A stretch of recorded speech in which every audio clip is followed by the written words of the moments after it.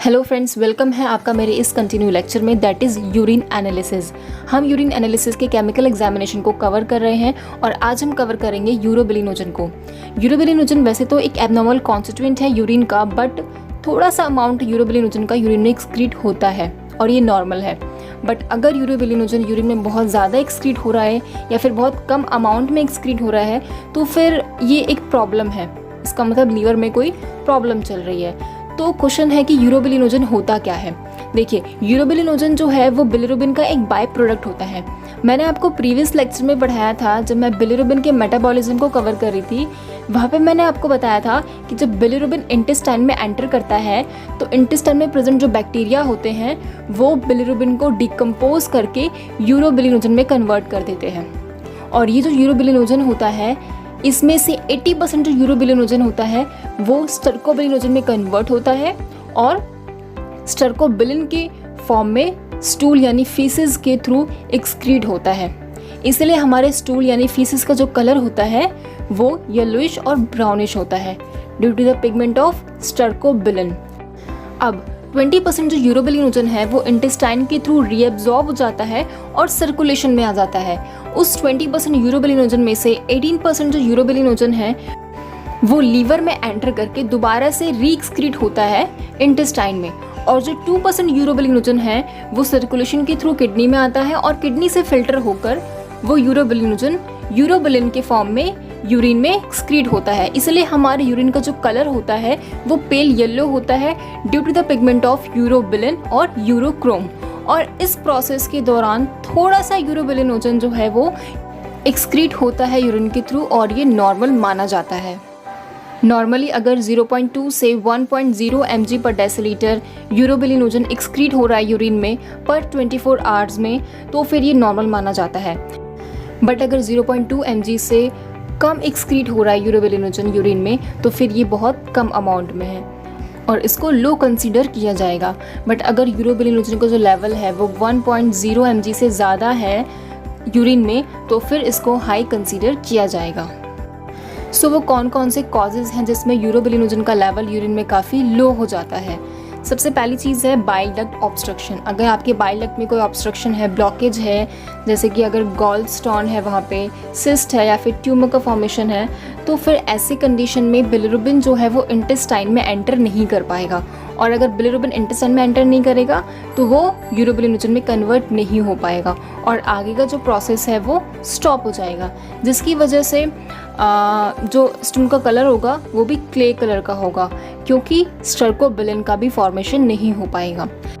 Second, अगर आप कुछ एंटीबायोटिक्स ले रहे हैं तो जो एंटीबायोटिक्स होती हैं वो इंटेस्टाइन में प्रेजेंट बैक्टीरिया को डिस्ट्रॉय कर देती हैं और अगर बैक्टीरिया डिस्ट्रॉय हो जाएंगे तो बिलिरुबिन से यूरोबिलिनोजन का फॉर्मेशन नहीं हो पाएगा और हमारे यूरिन में यूरोबिलिनोजन का जो एक्सक्रीशन होगा वो बहुत लो हो जाएगा। सेकेंड, हम जानेंगे वो कौन कौन से कॉजेज़ हैं जिसमें यूरोबिलिनोजन का लेवल यूरिन में बहुत ज़्यादा इंक्रीज़ हो जाता है। फर्स्ट है लीवर डिजीज़। अगर आपका लीवर डैमेज है, ठीक है, अगर आपको वायरल हेपेटाइटिस है या फिर सीरोसिस है तो इस कंडीशन में यूरोबिलिनोजन का लेवल काफ़ी बढ़ जाता है। और सेकंड जो कॉजेज़ है वो है हेमोलिटिक अनीमिया। हेमोलिटिक अनीमिया यानी कि अगर आपके रेड ब्लड सेल्स का डिस्ट्रक्शन बहुत ज़्यादा बढ़ रहा है तो बिलिरुबिन का लेवल भी बहुत ज़्यादा बढ़ेगा क्योंकि जितना ज़्यादा आरबीसी टूटेंगे उतना ही ज़्यादा बिलिरुबिन का फॉर्मेशन होगा और जितना ज़्यादा बिलिरुबिन का फॉर्मेशन होगा उतना ही ज़्यादा यूरोबिलिनोजन भी बनेगा।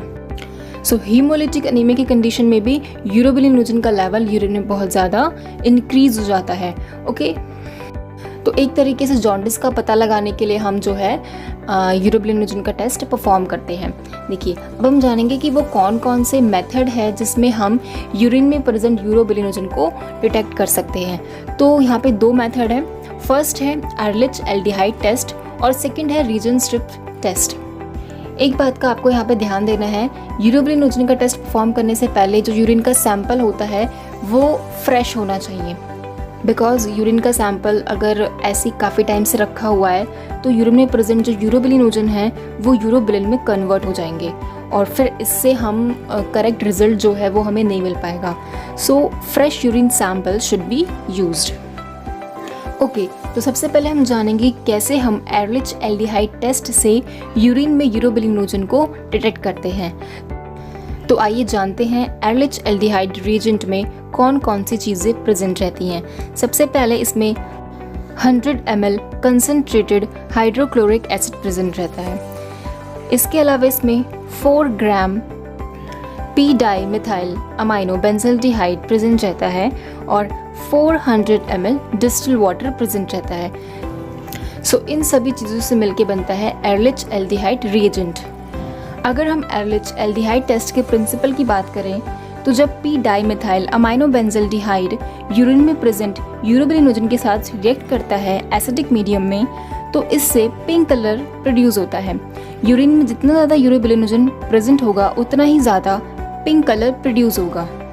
तो चलिए एक बार हम एरलिच एल्डिहाइड टेस्ट के प्रोसीजर को भी देख लेते हैं। सबसे पहले हमें एक टेस्ट ट्यूब में 5 ml fresh urine sample add करना है और उसी टेस्ट ट्यूब में हमें 0.5 ml एरलिच रिएजेंट ऐड करना है और टेस्ट ट्यूब को 5 मिनट्स के लिए रूम टेम्परेचर पे छोड़ देना है। 5 मिनट्स के बाद आप देखेंगे यूरिन का जो कलर है वो पिंक कलर में डेवलप हो जाएगा, जो कि ये इंडिकेट करेगा कि यूरिन में नॉर्मल अमाउंट में यूरोबिलिनोजन प्रेजेंट है। बट अगर यूरिन का कलर जो है वो पिंक से रेड कलर में डेवलप होगा तो फिर ये इंडिकेट करेगा कि यूरिन में यूरोबिलिनोजन का लेवल काफ़ी इंक्रीज है। और अगर 5 मिनट्स के बाद कोई भी कलर डेवलप नहीं होता है तो फिर ये इंडिकेट करता है कि यूरिन में यूरोबिलिनोजन का अमाउंट बहुत लो है।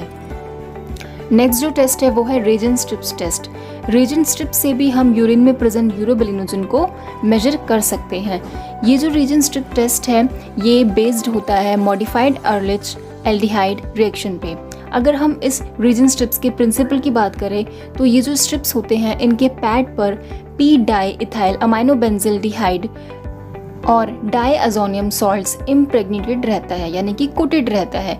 तो जब हम इन स्ट्रिप्स को यूरिन में डिप करते हैं और अगर यूरिन में यूरोबिलिनोजन प्रेजेंट है तो वो यूरोबिलिनोजन स्ट्रिप्स में present P di ethyl amino benzaldehyde के साथ रिएक्ट करेगा एसिडिक मीडियम में और उस स्ट्रिप का कलर येलो से पिंक कलर में चेंज हो जाएगा। जितना ज़्यादा यूरिन में यूरोबिलिनोजन प्रेजेंट होगा उतना ही ज़्यादा स्ट्रिप का कलर पिंक से डार्क होता जाएगा। और अगर यूरिन में 0.2 mg से ज़्यादा यूरोबिलिनोजन प्रेजेंट है यूरिन में तो ही हम इसको रेजेंट स्ट्रिप्स के थ्रू डिटेक्ट कर सकते हैं। बट अगर यूरिन में 0.2 mg से कम यूरोबिलिनोजन प्रेजेंट है तो वो हम रेजेंट स्ट्रिप से डिटेक्ट नहीं कर सकते हैं। मिलते हैं नेक्स्ट वीडियो में। Thank you.